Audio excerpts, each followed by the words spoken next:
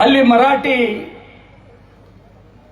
ಈ ಕೊಲ್ಲಾಪುರ ಶಾವ ಮಹಾರಾಜರ ವರ್ಚಸ್ಸು ಹೆಚ್ಚಿರೋದ್ರಿಂದ ಮರಾಠಿ ಶಾಲೆಗಳು ನಮ್ಮಲ್ಲಿ ಹೆಚ್ಚು ಹಳ್ಳಿಯಲ್ಲಿ. ಅಂಕ್ಲಿಯಲ್ಲಿ 150 ವರ್ಷ ಕನ್ನಡ ಶಾಲೆ, ಮರಾಠಿ ಶಾಲೆ ನಮ್ಮ ತಂದೆಯವರು ಪ್ರಾರಂಭ ಮಾಡಿದ್ದು ಅದು 100 ವರ್ಷ. ಯಾಕಂದ್ರೆ ಎಲ್ಲ ಬಹುತೇಕ ವ್ಯಾಪಾರಿಗಳು ಮರಾಠಿ ಮೂಡಿಯಲ್ಲಿ ಅಕೌಂಟ್ ಬರೀತಿದ್ರನ್ನ ಕನ್ನಡ ಮರಾಠಿ ಶಾಲೆಗೆ ಹಾಕ್ತೇವೆ. ನಿಮ್ಗೆ ಆಶ್ಚರ್ಯ ಆಗ್ಬೋದು, ಇಡೀ ಫ್ಯಾಮಿಲಿಯಲ್ಲಿ ಫಸ್ಟ್ ಕನ್ನಡ ಕಲ್ತವ್ ನಾನು.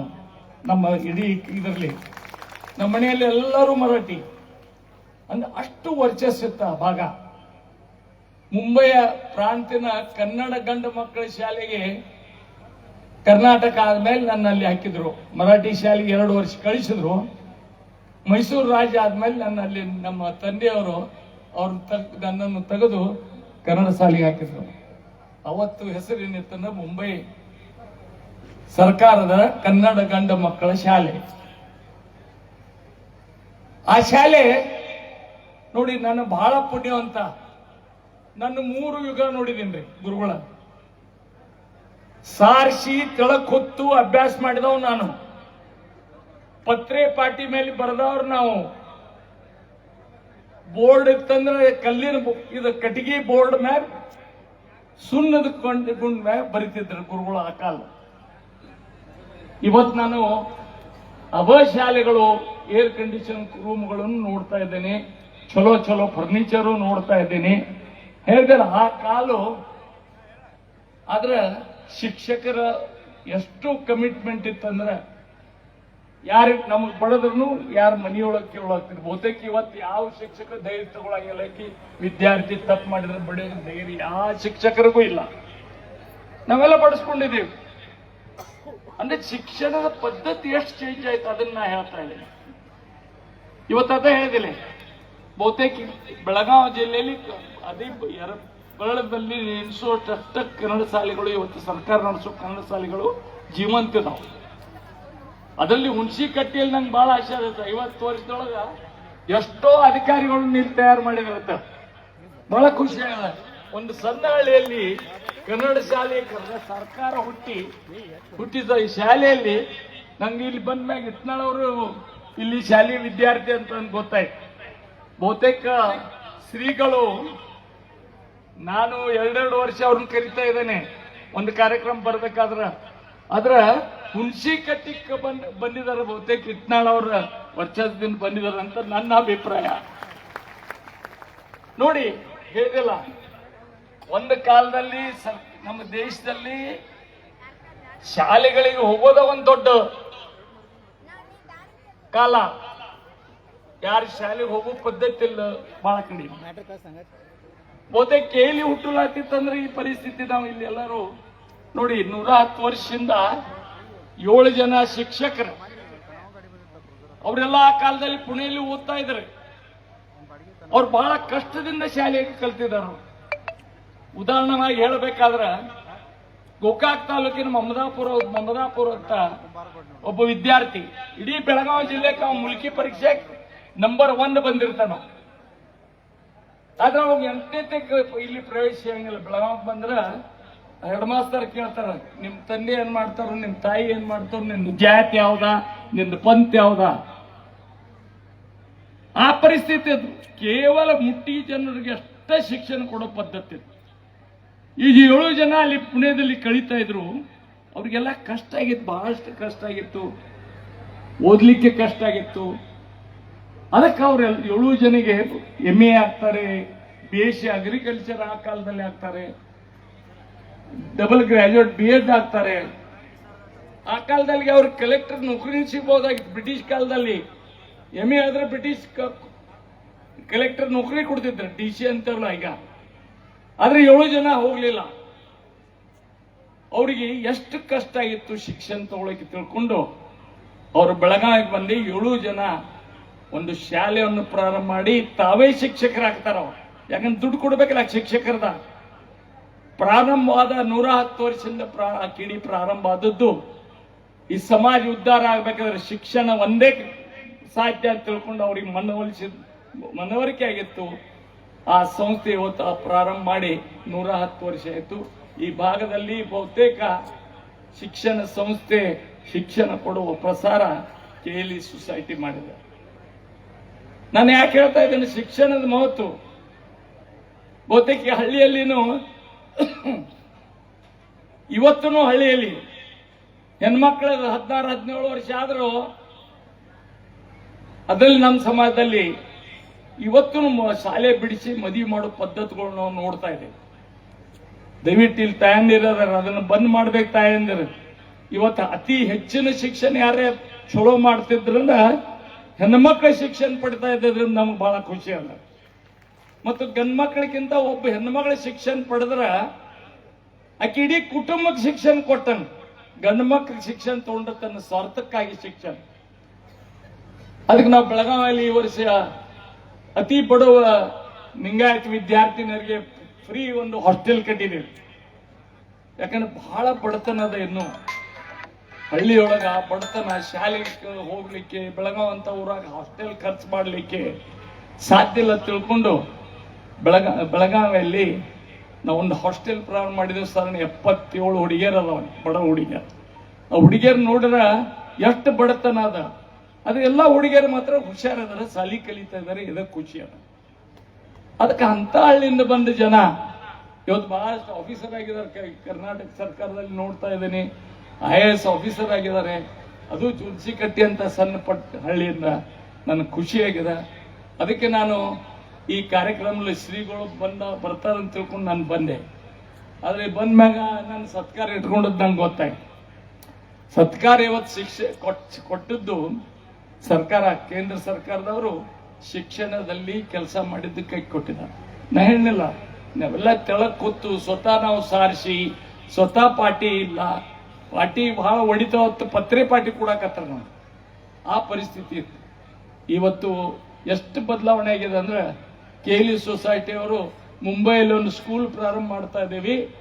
ಅದು ಏರ್ ಕಂಡೀಷನ್ ಸ್ಕೂಲ್ ಪ್ರಾರಂಭ ಮಾಡ್ತಾ ಇದ್ದಾರೆ. ಯಾಕಂದ್ರೆ ಹುಡುಗರಿಗೆ ಬೇಕಾಗ್ಯದ, ಈಗ ಏನ್ ಮಾಡ್ಲಿಕ್ಕೆ ಆಗೋಲ್ಲ. ವಿದ್ಯಾರ್ಥಿಗಳಿಗೆ ಹೆಂಗ್ ಬೇಕು, ಎಷ್ಟು ಬದಲಾವಣೆ ತಂದದ ಹೇಳಿದಿಲ್ಲ. ರೇಡಿಯೋ ಹಿಡ್ಕೊಂಡು ಇವತ್ತ ಮೊಬೈಲ್ ಬ್ಯಾಗ್ ನಾವು ಹಾಡು ಕೇಳೋ ಪರಿಸ್ಥಿತಿ ಇವತ್ತು ಬಂದದ. ನಾವೆಲ್ಲ ರೇಡಿಯೋ ಕೇಳಿದೇವಿ, ಇವತ್ತು ಮೊಬೈಲ್ ನಾವು ಹಾಡು ಕೇಳ್ತಾ ಇದ್ದೇವೆ. ಅದಕ್ಕೆ ನಾವು ಪುಣ್ಯವಂತರು. ಬಹುತೇಕ ಯಾರು ನೋಡಿರ್ಕಿಲ್ಲ, ಗ್ರಾಮೋಫೋನು ಯಾರು ನೋಡಿರ್ಕಿಲ್ಲ, ಮತ್ತೆ ಯಾವುದು ರೇಡಿಯೋ ನೋಡಿರ್ಕಿಲ್ಲ. ಟೆಲಿಫೋನ್ ಮಾತಾಡೋದಂದ್ರೆ ಬಹುತೇಕ 2 ದಿವಸ ಹತ್ತಿರ್ತಿ ಯಾರಿಗಾರೆ ಮಾತಾಡೋದಂದ್ರೆ. ಇವತ್ತು ಅದು ಪರಿಸ್ಥಿತಿ ಇಲ್ಲ. ಅಂದ್ರೆ ಟೆಕ್ನಾಲಜಿನೂ ಚೇಂಜ್ ಆಯ್ತು. ಆದ್ರೆ ನಾವೆಲ್ಲ ಹಳಿ ಟೆಕ್ನಾಲಜಿ ಮಂದಿ. ಶಿಕ್ಷಣದ ಪದ್ಧತಿನೂ ಇವತ್ತು ಬದಲಾವಣೆ ಪ್ರಕಾರ ನಾವೆಲ್ಲ ಬದಲಾವಣೆ ಮಾಡ್ತಾ ಇದ್ದೇವೆ. ನನಗೆ ಬಹಳ ಆನಂದ ಆಗಿದೆ. ಇಂಥ ಸಣ್ಣ ಹಳ್ಳಿಯಲ್ಲಿ ಸರ್ಕಾರದಲ್ಲಿ 600 ವಿದ್ಯಾರ್ಥಿಗಳು ಇದ್ದಾರಂತ. ಬಹಳ ಖುಷಿ ತಂದ ನಂಗೆ ಅನ್ಸ್ತದೆ. ಕರ್ನಾಟಕದಲ್ಲಿ ಇದು ಒಂದೇ ಹಳ್ಳಿ ಇರಬೇಕು, ಇಷ್ಟು ವಿದ್ಯಾರ್ಥಿಗಳು ಸರ್ಕಾರಿ ಶಾಲೆಯಲ್ಲಿ ಓದ್ತಾ ಇದ್ದಾರೆ. ಅದಕ್ಕೆ ಕಾರಣ ಅಂದ್ರೆ ಬಹಳ ಉತ್ತಮವಾದ ಶಿಕ್ಷಣ ಕೊಡೋ ಈ ಇಲ್ಲಿ ಊರಿನ ಸಂಸ್ಥೆ, ಸಂಸ್ಕಾರ ಕೊಡೋ ಊರು ಇದು. ಬಹಳಷ್ಟು ಆಫೀಸರ್ಗಳು ಆಗಿದ್ದಾರೆ. ಅದು ನಮ್ಗೆ ಖುಷಿ ತಂದದ. ಮತ್ತೊಮ್ಮೆ ತಮಗೆಲ್ಲ ನಮಸ್ಕಾರ ಹೇಳಿ ನನ್ನನ್ನು ಕರೆದು ಸತ್ಕಾರ ಮಾಡಿದ್ದಕ್ಕಾಗಿ, ಶ್ರೀಗಳಿಂದ ಆಶೀರ್ವಾದ ಮಾಡಿದ್ದಕ್ಕಾಗಿ ನಾನು ತಮಗೆಲ್ಲ ಒಂದೇ ಹೇಳಿ ನಾನು 2 ಮಾತು ಮುಗಿಸ್ತೀನಿ. ನಮಸ್ಕಾರ, ಜೈ ಹಿಂದ್. ಧನ್ಯವಾದಗಳು ಸರ್. ತಮ್ಮ ವ್ಯಕ್ತಿತ್ವ ಸಮಾಜಕ್ಕೆ ಮಾದರಿಯಾಗಲಿ ಅಂತ ಹೇಳ್ತಾ ಇದೀಗ ತಾನೇ ಆಗಮಿಸಿದಂತಹ ಅಪರ ಆಯುಕ್ತರು ಸಾರ್ವಜನಿಕ ಶಿಕ್ಷಣ ಇಲಾಖೆ ಧಾರವಾಡ ಶ್ರೀ ಈಶ್ವರ್ ಉಳ್ಳಾಗಡ್ಡಿಮಠ್ ಸರ್ ಅವರಿಗೆ ಈ ಸುವರ್ಣ ಸಂಭ್ರಮಕ್ಕೆ ಸ್ವಾಗತ ಸುಸ್ವಾಗತವನ್ನ ಬಯಸ್ತೇನೆ. ಹಳೆಯ ವಿದ್ಯಾರ್ಥಿಯಾದಂತಹ ಸಂಜು ಹುಬ್ಬಳ್ಳಿ ಸರ್ ಅವರು ಹೂಗಳನ್ನು ಕೊಡುವುದರ ಮೂಲಕ ಈ ಕಾರ್ಯಕ್ರಮಕ್ಕೆ ಸ್ವಾಗತವನ್ನ ಕೋರ್ಬೇಕಂತ ಹೇಳಿ ತಮ್ಮಲ್ಲಿ ವಿನಂತಿ ಮಾಡ್ಕೊಳ್ತೇವೆ.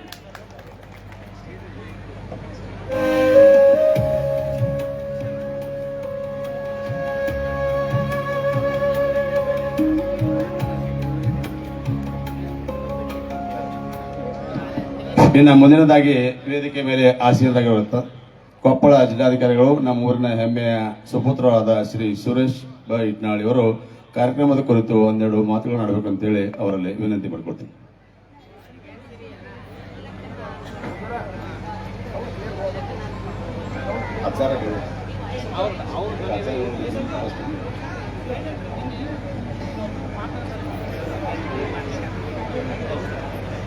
ಕಾರ್ಯಕ್ರಮದಲ್ಲಿ ಒಂದು ಸಣ್ಣ ಬದಲಾವಣೆ.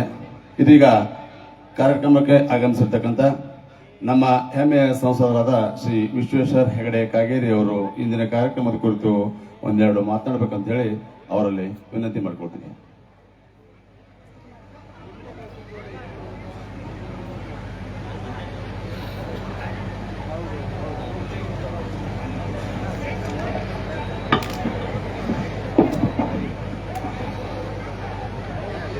ವೇದಿಕೆ ಮೇಲಿರುವಂತಹ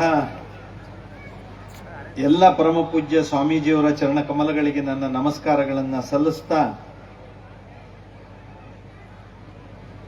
ಸಭಾ ಅಧ್ಯಕ್ಷತೆಯನ್ನು ವಹಿಸಿರುವಂತಹ ಶಾಸಕರಾದ ಬಾಬಾ ಸಾಹೇಬ್ ಪಾಟೀಲ್ ಅವರೇ,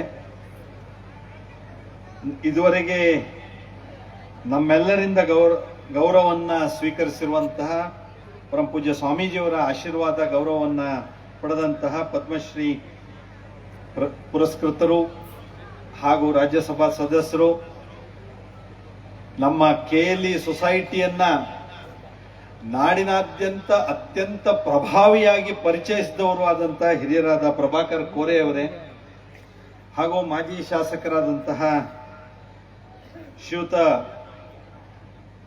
ದೊಡ್ಡಗೌಡರವರೇ, ವೇದಿಕೆ ಮೇಲಿರುವಂತಹ ಎಲ್ಲ ಹಿರಿಕಿರಿಯ ಆತ್ಮೀಯ ಗಣ್ಯರೇ, ಅಧಿಕಾರಿಗಳೇ, ಹಾಗೂ ಈ ಸಭೆಯಲ್ಲಿ ಸೇರಿರುವಂತಹ ನನ್ನೆಲ್ಲ ಆತ್ಮೀಯ ಬಂಧುಗಳೇ, ತಾಯಂದಿರೇ, ಮಾಧ್ಯಮದ ಸ್ನೇಹಿತರೆ, ನಾನು ರಾಜ್ಯದ ಶಿಕ್ಷಣ ಮಂತ್ರಿಯಾಗಿ ಕೆಲಸ ಮಾಡಿದ್ದೇನೆ 5 ವರ್ಷ. ನಮ್ಮ ಸರ್ಕಾರಿ ಪ್ರೌಢಶಾಲೆಗಳ ಅನೇಕಾರು ಕಾರ್ಯಕ್ರಮದಲ್ಲಿ ಜವಾಬ್ದಾರಿಯ ಕಾರಣದಿಂದ ಭಾಗವಹಿಸುವಂತ ಅವಕಾಶಗಳು ಸಹಜವಾಗಿ ನನಗೆ ಲಭ್ಯ ಆಗೇ ಆಗಿತ್ತು. ಸಭಾಧ್ಯಕ್ಷನಾಗಿ, ಶಾಸಕನಾಗಿ, ಈಗ ಸಂಸದನಾಗಿ ಈ ಎಲ್ಲ ಕಾರ್ಯಕ್ರಮಗಳಲ್ಲಿ ನಾನು ನಿರಂತರವಾಗಿ ಭಾಗಿಯಾಗ್ತಾ ಇರ್ತೇನೆ. ಸಹಜ, ನಮ್ಮ ಜವಾಬ್ದಾರಿ. ಆದ್ರೆ ಇವತ್ತು ನಮ್ಮ ಸರ್ಕಾರಿ ಪ್ರೌಢಶಾಲೆ ಹುಣಸಿಕಟ್ಟೆಗೆ 50 ವರ್ಷ ತುಂಬಿರುವಂತ ಈ ಕಾರ್ಯಕ್ರಮಕ್ಕೆ ಬಂದಾಗ ನನಗೆ ನಾನೇ ಒಂದ್ಸಲ ಯೋಚನೆ ಮಾಡುವಂತಹ ವಾತಾವರಣವನ್ನ ಇಲ್ಲಿ ನೀವೆಲ್ಲರೂ ಸೃಷ್ಟಿಸಿದ್ದೀರಿ. ಈ ಅದ್ಭುತವಾದ ಸಂಭ್ರಮದ ವಾತಾವರಣಕ್ಕೆ ನಿಮ್ಮೆಲ್ಲರಿಗೆ ನಾನು ಶುಭ ಹಾರೈಕೆಯನ್ನ ನಾನು ಸಲ್ಲಿಸ್ತಾ ಇದ್ದೇನೆ. ಹುಣಸಿಕಟ್ಟಿಯ ನಮ್ಮ ಜನತೆಗೆ, ಪಾಲಕರಿಗೆ, ಕೇವಲ ಈಗ ಕುಳಿತಂತ ಮಕ್ಕಳ, ವಿದ್ಯಾರ್ಥಿಗಳ ಪಾಲಕರಲ್ಲ, ಅದು ಹಿಂದಿನಿಂದಲೂ ಈ ಶಾಲೆಯಲ್ಲಿ ಮಕ್ಕಳು ಓದುವಂತ ಅವಕಾಶವನ್ನು ಕಲ್ಪಿಸಿಕೊಟ್ಟಂತ ನಮ್ಮ ಪಾಲಕರಿಗೆ, ಈಗಿನ ಪಾಲಕರಿಗೆ, ಮಕ್ಕಳಿಗೆ ನಾನು ಎಷ್ಟೋ ಅಭಿನಂದಿಸಿದ್ರು ಕಡಿಮೆ. ಯಾಕೆ ಅಂದ್ರೆ, ನಾನು ಉದ್ದನೆ ಮಾತನ್ನ ಆಡೋದಿಲ್ಲ, ಆದ್ರೂ ಒಂದೆರಡು ಮಾತನ್ನ ಹೇಳೋದಕ್ಕೆ ಬಯಸೋದು ಅಂದ್ರೆ, ಯಾವುದೇ ಒಂದು ಯಶಸ್ವಿ ಆಗಬೇಕು ಅಂತ ಆದ್ರೆ, ಕಾರ್ಯಗಳು ಯಶಸ್ವಿ ಆಗಬೇಕು ಅಂತ ಆದ್ರೆ ಅದರ ಜೊತೆಗಿನ ಭಾವನಾತ್ಮಕವಾದ ಸಂಬಂಧ ಬಹಳ ಮುಖ್ಯ. ಎಲ್ಲಿ ಭಾವನೆಗಳೊಂದಿಗೆ ನಾವು ಕೆಲಸ ಮಾಡ್ತೇವೋ ಅಲ್ಲಿ ಯಶಸ್ಸು 100ಕ್ಕೆ 100 ಇದೆ. ಅದು ವೈಯಕ್ತಿಕವಾದ ಆ ಭಾವನೆ ಇರಬಹುದು, ಅದು ಸಾಮೂಹಿಕವಾಗಿ ನಿರ್ಮಾಣ ಆಗುವಂತ ಭಾವನೆಗಳ ಕ್ರೋಢೀಕರಣ ಇರಬಹುದು, ಅಲ್ಲಿ ಯಶಸ್ಸಿದ್ದೇ ಇದೆ. ನಮ್ಮ ಹುಣಸಿಕಟ್ಟಿ ಹೈಸ್ಕೂಲಿನ 50 ವರ್ಷದ ಈ ಸಂಭ್ರಮವನ್ನು ನೋಡಿದಾಗ, ನೀವು ಶಿಕ್ಷಣ ಪಡೆದಿದ್ದೀರಿ, ಆದ್ರೆ ನಿಮಗೆ ಭಾವನಾತ್ಮಕವಾದಂತ ಸಂಸ್ಕಾರ ನಮ್ಮ ಶಾಲೆ ನಿಮಗೆ ಹೇಗೆ ಕೊಟ್ಟಿದೆ ಅನ್ನುವಂಥದ್ದು ಅರ್ಥ ಆಗ್ತಾ ಇದೆ. ಈ ರೀತಿಯ ಭಾವನಾತ್ಮಕ ಸಂಬಂಧವನ್ನ ಬೆಳೆಸಿರೋದಕ್ಕೆ ಶಾಲೆಯ ಪ್ರತಿಯೊಬ್ಬರಿಗೂ ಸಹ ನಾನು ನನ್ನ ಅಭಿನಂದನೆಗಳನ್ನ ನಾನು ಸಲ್ಲಿಸ್ತಾ ಇದ್ದೇನೆ. 50 ವರ್ಷದ ಸುದೀರ್ಘ ಇತಿಹಾಸ ಇದೆ. ಎಷ್ಟು ಜನ ಇಲ್ಲಿ ಓದಿ ಹೋಗಿ ಇವತ್ತು ಎಂತೆಂತ ಸ್ಥಾನದಲ್ಲಿ ಅವರು ಇರೋರಿದ್ದಾರೆ. ಇಟ್ನಾಳವ್ರು DC ಆಗಿ ಇಲ್ಲಿ ಬಂದವರಿದ್ದಾರೆ. ಇನ್ನು ಅನೇಕರು ಬೇರೆ ಬೇರೆ ಸ್ಥಾನ ಜವಾಬ್ದಾರಿ ನಿರ್ವಹಿಸಿದವರಿದ್ದಾರೆ. ವಿಶೇಷವಾಗಿ ನಮ್ಮ ಸೈನ್ಯದಲ್ಲಿ ಕೆಲಸ ಮಾಡ್ತಾ ಇರುವವರಿದ್ದಾರೆ. ಎಲ್ಲ ಕಡೆಗೆ ನಮ್ಮ ಊರಿನ ವಿದ್ಯಾರ್ಥಿಗಳು ನಮ್ಮ ಹೈಸ್ಕೂಲ್ನಲ್ಲಿ ಓದಿ ಇವತ್ತು ಉನ್ನತ ಸ್ಥಾನದಲ್ಲಿ ಇರೋದನ್ನ ನೋಡ್ತಾ ಇದ್ದೇವೆ. ನಮ್ಮ ಊರಿಗೆ ಹೆಮ್ಮೆ ಅದು. ಅವರು ಇವತ್ತು ಇಲ್ಲಿ ಅನೇಕರು ಭಾಗವಹಿಸಿದ್ದಾರೆ.